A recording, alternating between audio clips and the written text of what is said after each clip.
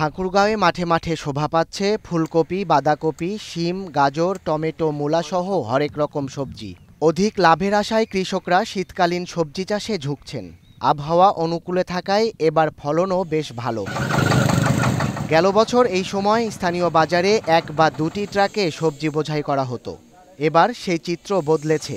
দিনে অন্তত ২০ থেকে ২৫টি ট্রাকে সবজি বোঝাই করে দেশের বিভিন্ন স্থানে পাঠাচ্ছেন ব্যবসায়ীরা। প্রকারভেদে প্রতি ট্রাক সবজির মূল্য প্রায় ৪ থেকে ৫ লাখ টাকা। আগাম সবজি অনেক ভালো হয়েছে, এই জন্য কৃষকও ভালো দাম পাচ্ছে, আমরা ভালো ব্যবসা করতেছি। ঠাকুরগাঁও সবজি আবাদ মোটামুটি ভালোই আবাদ।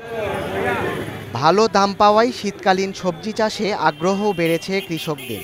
১.৫ বিঘা মাটিতে মোটামুটি ১.৫ লক্ষ টাকার মতো খরচ হয়েছে। তো আমার প্রত্যেক চালার প্রত্যেক এক সপ্তাহ পর পর ১০ থেকে ১৫,০০০ টাকা করে বিক্রি করতেছি। যে দাম আছে এই দাম যদি থাকে তা আমি ভালোই লাভবান হব। আশা করা যায় যে ১৫-১৬ হাজার টাকা বিক্রি করা যাবে।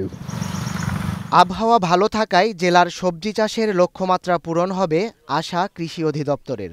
আমরা কৃষি দপ্তর থেকে কৃষকদেরকে সার্বক্ষণিক সার, বীজ, কীটনাশক সরবরাহ বিষয়ে তাদেরকে আমরা পরামর্শ দিচ্ছি। উপযুক্ত সময়ের পাশাপাশি যেহেতু দাম ভালো পাওয়া যায় আগাম চাষ করলে, যে আগাম চাষের দিকে তারা ঝুঁকে পড়তেছে।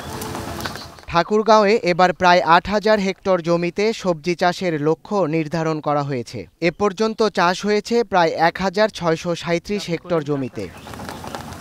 এখন ঠাকুরগাঁও।